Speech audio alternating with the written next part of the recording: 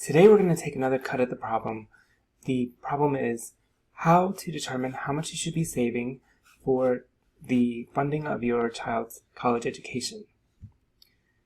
Today we're going to take a slightly more sophisticated approach because we're going to add the element of uncertainty to our analysis. My name is Zachary and I'm an attorney at the law office of Zachary D. Kimikowski, PLLC, and I help clients achieve their life and legacy goals. So let's get into this analysis. So here I've set up a model and it's based on the prior video, and we were looking at how much would you have to save to fund a child's education at both a public university such as UT, University of Texas at Austin, or Rice University, a private university. So the prior analysis, it assumed just an average 5% return per year. And today we're going to add an element of uncertainty. So just looking at the model, we were assuming that the child was born just a few weeks ago, and there's no savings so far.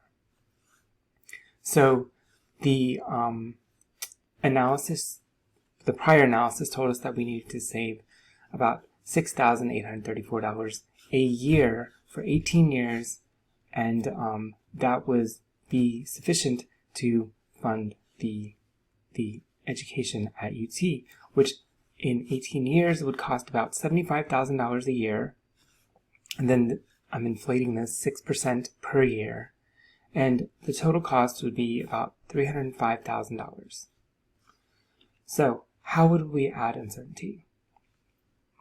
Let's assume that we are going to invest the $529 into just an S&P 500 index fund. So in order to get a feel for the return that we could expect if we did that, we're going to fit the past returns. And here I have the past annual returns from 1926 to the year to date of 2021.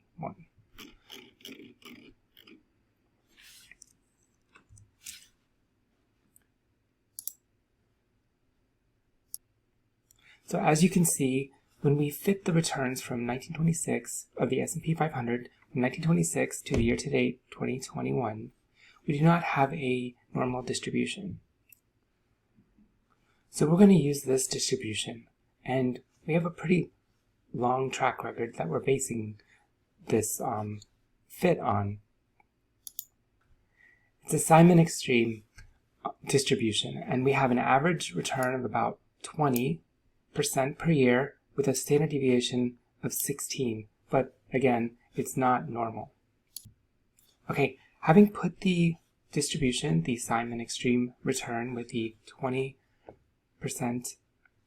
expected return and the 16% standard deviation, we're going to run a Monte Carlo simulation, and we're going to run it 1,000 times.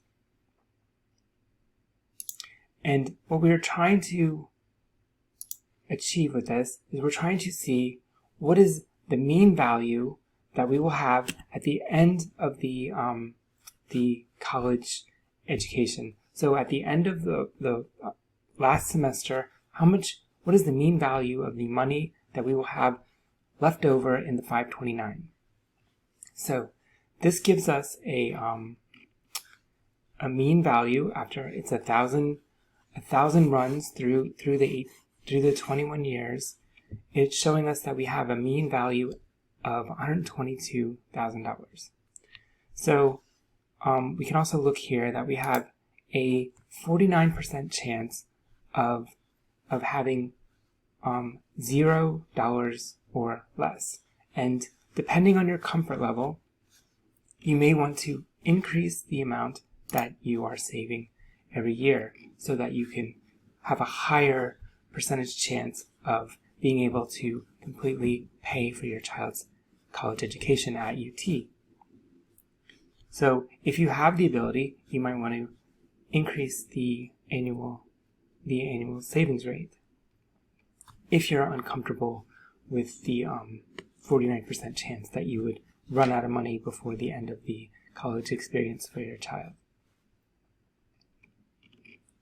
Now, these are just mean values of the over the 1,000 trials. This just shows you, gives you an idea of what the run would look like. So this is the first trial, and you can see here that we have a year. The 13th year is negative 61.62%. That's pretty high.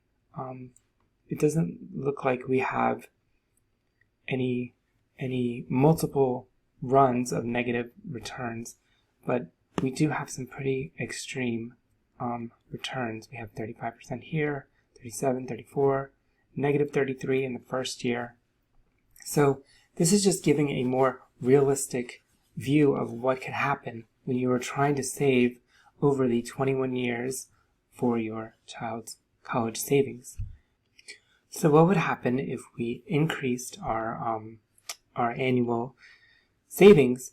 Would we be able to achieve a more comfortable percentage of success?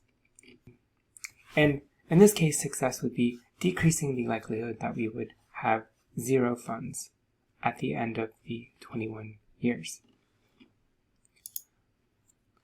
So suppose we increase this to 10,000. What would that do for the likelihood that we would run out of money? It brings it down to 27%. So it increases the mean value to almost $350,000.